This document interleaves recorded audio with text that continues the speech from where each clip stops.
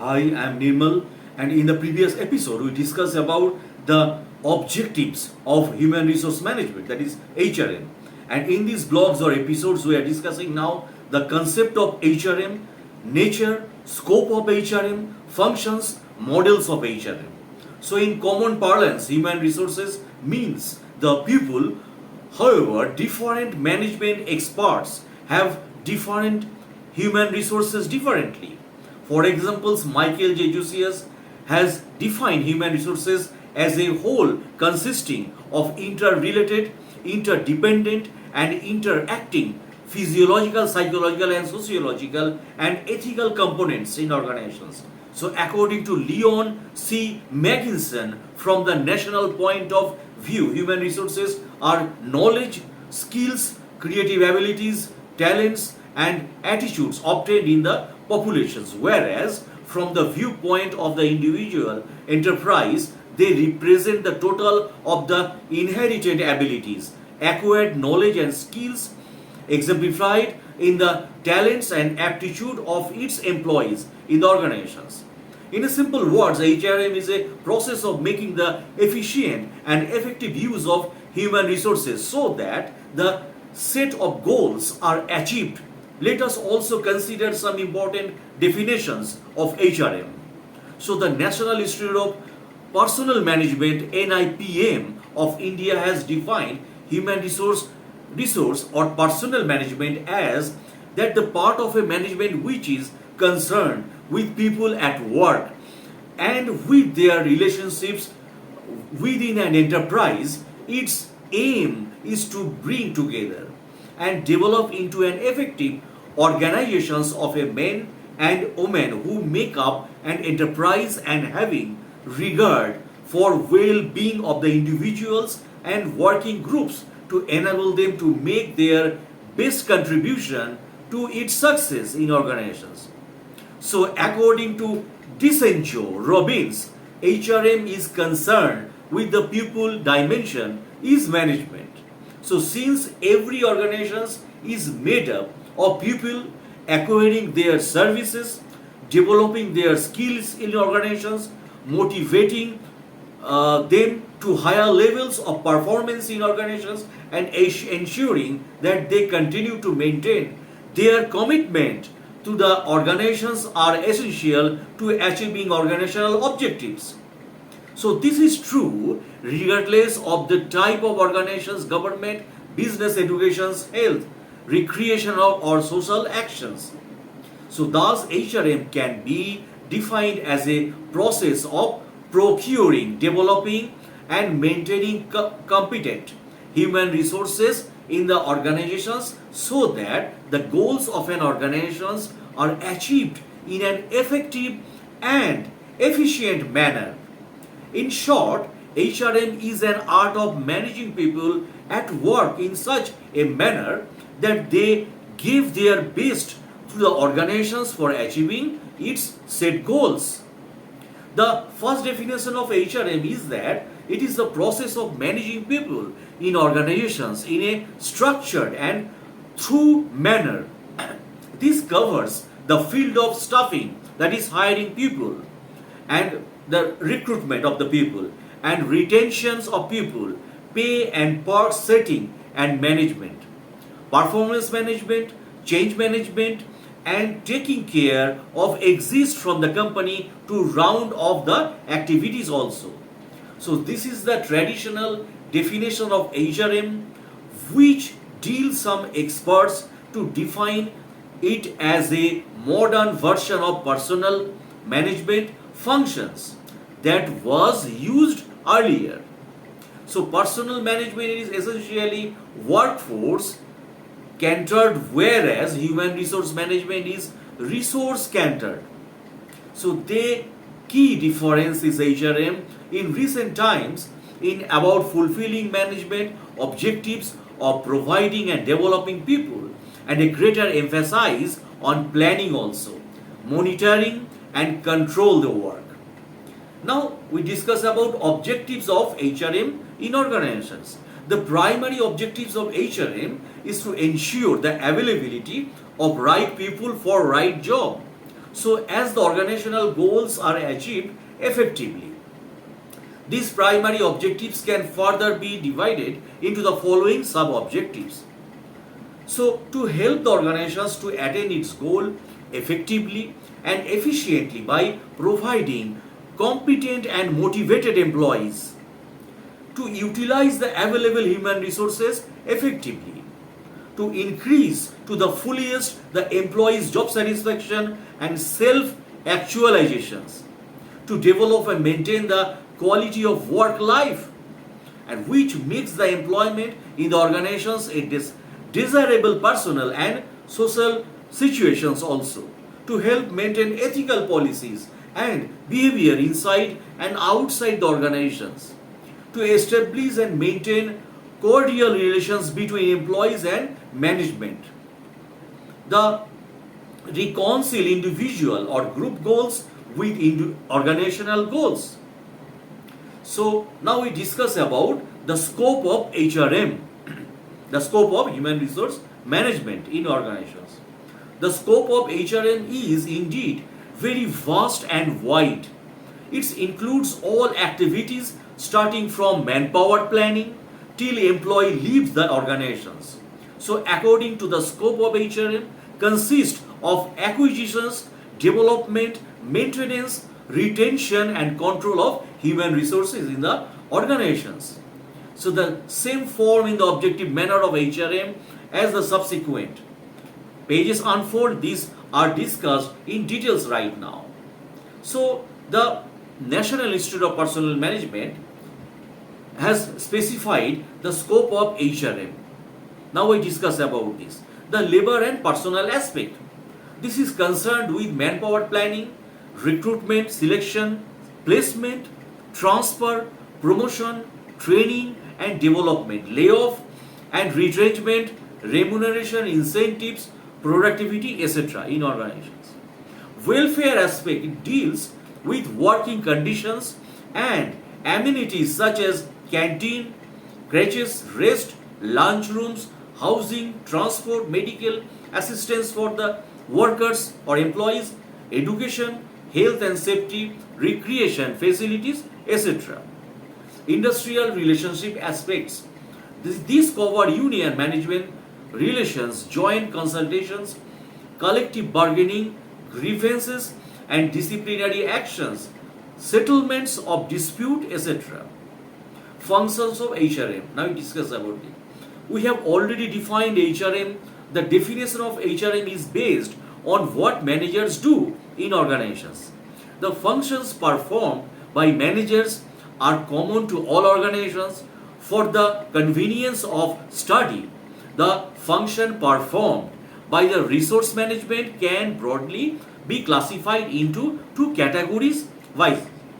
So managerial functions and number two operative functions. So these are discussed right now. So what is managerial functions? Planning. So planning is a predetermined course of actions in organizations. So it is a process of determining the organizational goals and formulations of policies and programmed for achieving them. So thus planning is further oriented or future oriented, concerned with clearly charting out the desired directions of business activities in future. So forecasting is one of the important elements in the planning process. Other functions of managers depends on planning functions also. Now organizing. Organizing is a process by which the structure of allocations of job are determined. So thus organizing involves gives each subordinate a specific task, establishment, department, delegating authority to subordinate, establishing channels of authority and communications, coordinating the work of subordinates and so on. Now staffing. What is staffing? So it's a process by which managers select, train, promote and retire their subordinates. This involves deciding what type of people should be hired, recruiting for the organizations, prospective employees, selecting employees, setting performance standard in organizations, compensating employees, evaluating performance of the employees, counseling of the employees, training of the employees, and also developing of the employees in organizations. Now, directing or leading in organizations. So, directing is the process of activating group efforts to achieve the desired goals in organizations. It includes activities like getting subordinates to get the job done, maintaining motivating the employees or subordinates, etc., for achieving the goals of the organizations. Now, controlling. It is the process of setting standard for performance in organizations, checking to see how actual performance compares with these set standards, and taking corrective actions as needed. Operative functions. The operative, also called service functions, are those which are relevant to specific department. So these functions vary from department to department depending on the nature of the department viewed from this standpoint. The operative functions of HRM relate to ensure right people for right jobs in the right time in organizations. So these functions include procurement, development, compensation, and maintenance functions of HRM. A brief description of this follows right now. I am discussing about this. So procurement. So it involves procuring the right kind of people in appropriate number to be placed in the organizations. And it consists of activities such as manpower planning, recruitment, selection, placement, and inductions or orientations of new employees, development of in organizations. So these functions involves activities mean to improve the knowledge, skills, aptitudes, and the values of employees so as to enable them to perform their jobs in a better manner in future. These functions may comprise training to employees, executive training to develop managers, organization development to strike a better fit between organizational climate, culture, and employees. Now, compensation in organizations. Compensation function involves determining of wages, salaries matching with contribution made by employees to organizational goals. In other words, this function ensures equitable and fair remuneration for employees in the organization. So it consists of activities such as job evaluation, wages and salary administration, bonus, incentive, etc. in organizations for employees. Maintenance in organizations. It is a concern with protecting and promoting employees while at work at the duty hours. And for this purpose, various benefits such as housing, medical education, transport facilities, etc. So are provided to the employees also. And several social security measures such as provident fund, PF, pension, gratuity, group insurance, etc. are also arranged for the employee in organizations to secure their life. And it is important to note that the managerial and operative functions of HRM are performed in conjunction with each other in organizations. So be large or small organizations, having discussed the scope and functions of HRM. So now it seems pertinently to delineate the HRM scenario in India. So models of HRM. So the defining features of HRM is popularly known as model. So these models provide analytical framework for the studying HRM. They provide characterism of HRM that establish variable and relationship to the researched. Four most common models are number one, the Fomburn model, number two, Harvard model, number three, the Guest model, and the number four, Warwick model. So these models serve the following purposes. They provide an analytical framework for studying HRM, for example, situational factors, stakeholders, strategic choice labels, competence, etc. in organizations. They validate also certain HRM practices and provide distinct ways of HRM practices. They provide a characterism of HRM that establishes variable and relationship to the research. They help to discover and understand the world for explaining the nature and significance of key practices. So number one, foam burn model.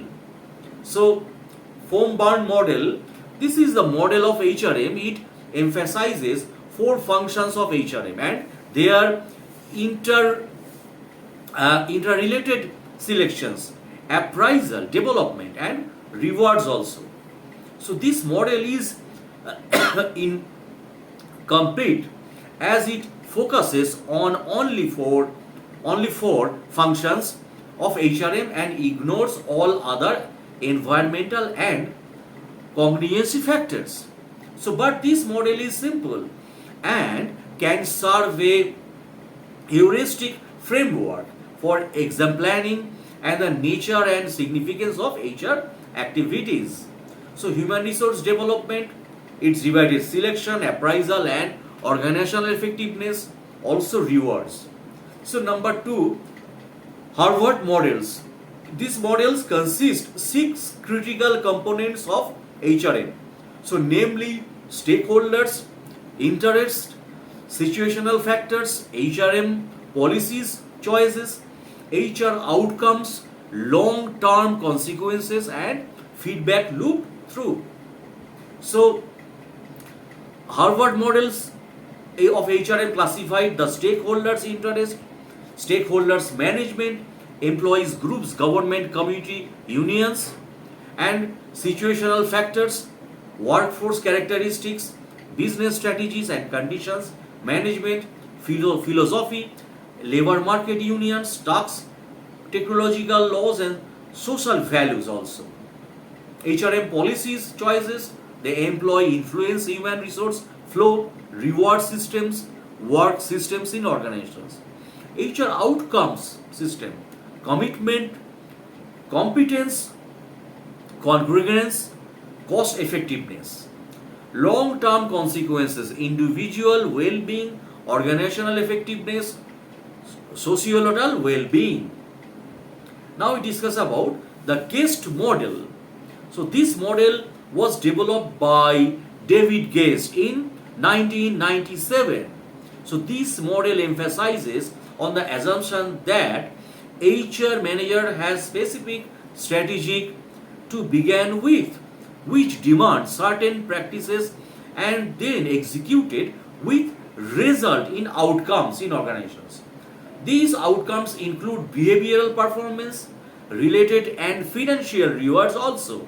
So the model emphasizes the logical sequence of 6 components. That is number 1 HR strategies, number 2 HR practices, number 3 HR outcomes, number 4 behavioral outcomes, number 5 performance results and number 6 financial consequences in organization.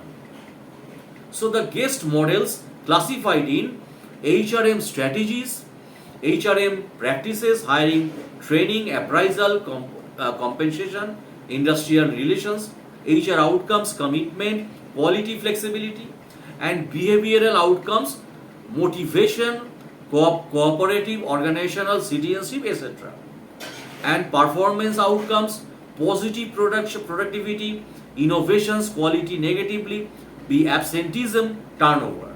Financial outcome, a profit ratio. Now we discuss about the work week model. What is that in organizations? This model was developed by 2 researchers. So Henry and Pettigrew of University of Work Week, here hence the name Work Week model. So like other human resource management models, the Work Week propositions center around 5 elements.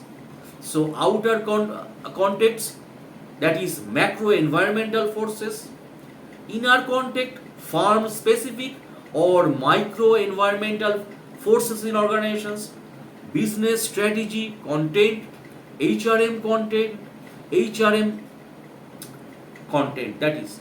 So the strength of this model is that it identifies and classified into important environmental influences on HRM. So this model takes cognizance of business strategy and HR practices, the external and internal content in which these activities take place, and process by which changes take place, including transactions between changes in both external content and internal content in organizations. So outer content specified into socio-economic, political, legal, competitive, and inner content culture, structure, political, leadership, task, technology, and business outcomes. Business strategy context, objectives, productions, market, strategy and tactics. HRM contents, HR flows, work systems, rewards in organizations, systems, employees retentions or relations. Now HRM contains role definition, organizations and HR outputs. The 5 P's model of HRM. So philosophy expressed in statements defining business values and culture. It expresses how to treat and value people in organizations. Policies expressed as shared values and guidelines in organizations. Policies establish guidelines for action on people, related business issues and HR program in organizations. Program articulate as human resource strategy. These coordinate efforts to facilitate change to address major people related business issues. Practice for leadership, managerial and operational role practices motivate needed role behavior in organizations. So that's for the vlog my videos. Thanks.